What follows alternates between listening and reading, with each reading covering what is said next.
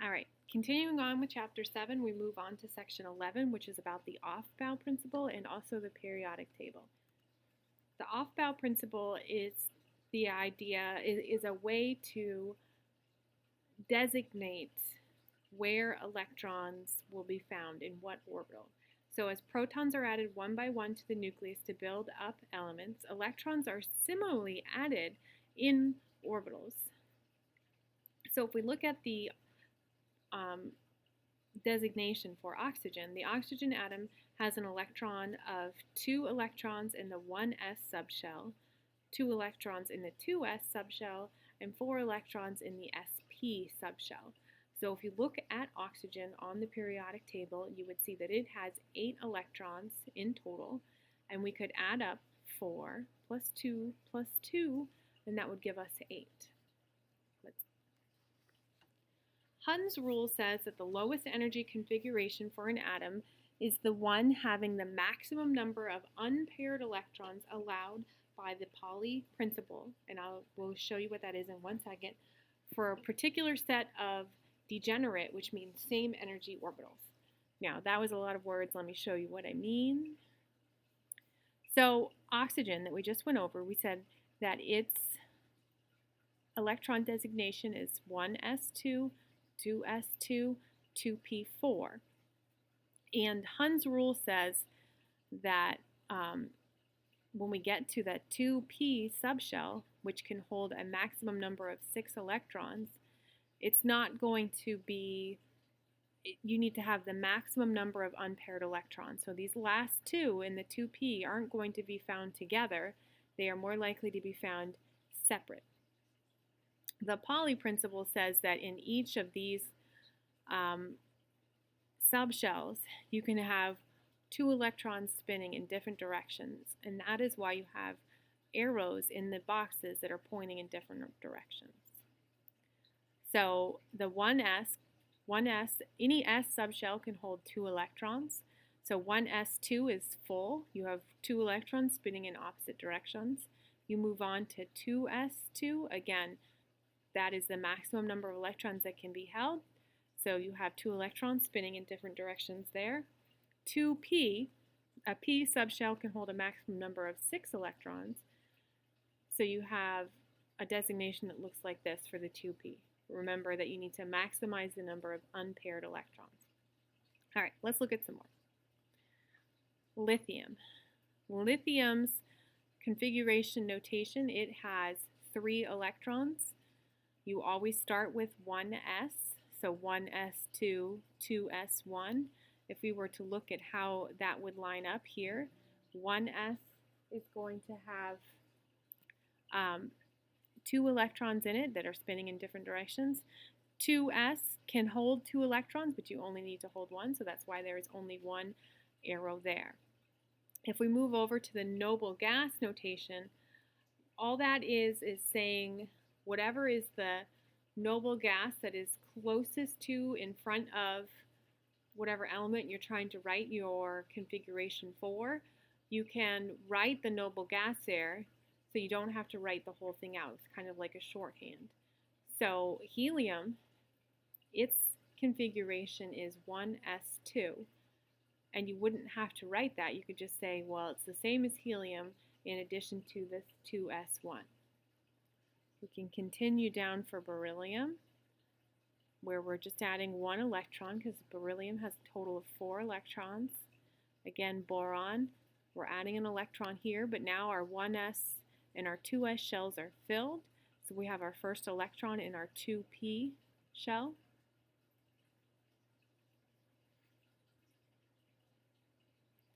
Its noble gas configuration still is helium because helium is the closest noble gas that is before boron on the periodic table. Going down to carbon, now our 1s and our 2s are full, and our 2p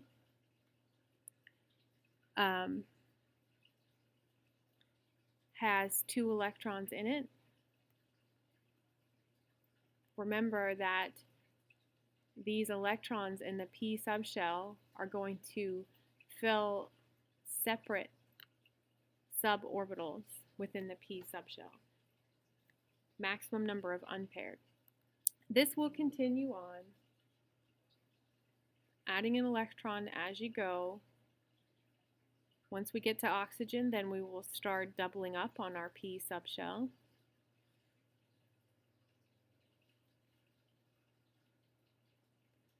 Until we get to neon, which is the next noble gas.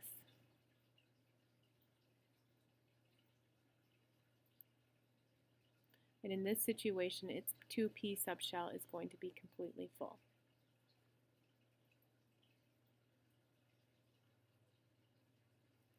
Valence electrons is the term given for the electrons that are found in the outermost energy level. So if we are looking at an element that has 1s2, 2s2, 2p6, which is neon, you could figure that out by counting 6 plus 2 plus 2. That'll give you 10. You can see that 2s is the outermost shell. Whatever the 1s is the first shell, 2 is going to be the second shell, so you would count all the electrons that are found in that 2 shell, 6 plus 2, which would say that the valence electrons for neon are 8. We, at this point, should know that elements in the same group on the periodic table should have the same valence electron configuration. And you should know that if we look down at all of the noble gases, they all have a valence electron configuration of 8. Here is sort of the cheat sheet to determining what element and what orbital they would have. So 1s is first, remembering that helium is placed on the other side of the periodic table, but really it should be, it's a continuation of the 1s subshell. Then you move into 2s, then you move into 2p, then 3s, then 3p, and this is where it gets a little confusing, and I will show you a way to remember this in class. Then we go 4s, then 3d, then 4p, and so on and so forth. I suggest that you make a chart that looks like this if you aren't already familiar with how to designate which orbitals the electrons are in. All right, here's some practice. We'll go through it. I want you to pause, and then I'll put the answer up.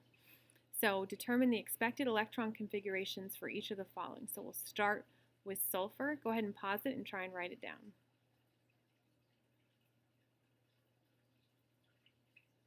Okay, so sulfur has 16 total electrons. If we were to write out its configuration, we would do it like this. You can either do the first one, which is the longhand, or the noble gas configuration. But 16 total electrons would mean you have 2 in the 1s, 2 in the 2s, 6 in the 2p, then 2 in the 3s, and then the remaining 4 in the 3p. All right, next up, barium. For this one, why don't you just do the noble gas configuration, shorthand. It has 56 total electrons, so the shorthand would look like this. Finally, this last one has 63 total electrons, and again, just do the noble gas shorthand.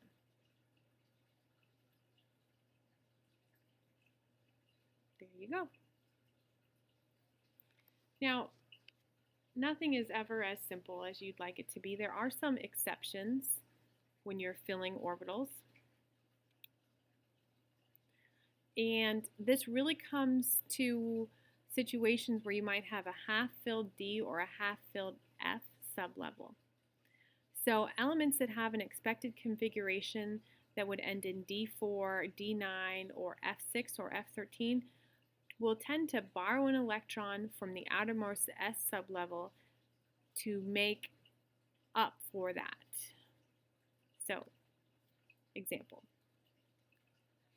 Copper is the most common example. It has an expected electron configuration here where you have a 3d9. Now, a lot of times you might see this 3d9 actually showing up after the 4s2. I probably will accept it in either way as long as you understand that some people There are some people that feel that you should keep all the 3Ds together, even though the 3D subshell is filled after the 4S subshell. And there are some people that think you should keep it as they are filled. So in this situation, the expected configuration for copper would be 3D9 4S2, but it turns out its actual configuration is 3D10 4S1. So anytime you have something that's going to end in a 3D9 or 3D4, it will likely borrow the outermost S electron in order to avoid that. Electron configurations for ions are pretty straightforward. You're going to add an electron if there's a negative charge, or remove an electron if there's a positive charge. So example, if we have this ion here, we would remove an electron from it. Excuse me. The negative sign means we're adding an electron, which means it has the same configuration as neon. Calcium, in this situation, we would be removing 2 electrons, and it turns out that it will then have the same electron configuration of argon.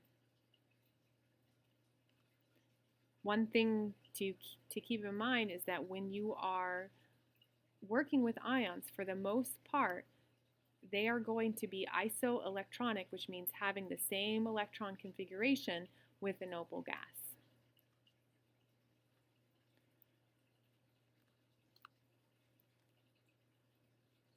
To make ions of transition metals, it's really important that you remove the valence electrons before removing core electrons. So an example here, we have iron, 3d6 4s2. You're going to remove the 4s2 electrons before you remove the d electrons, because the 4 is the outermost subshell, which make that the valence shell. And that does it for this section.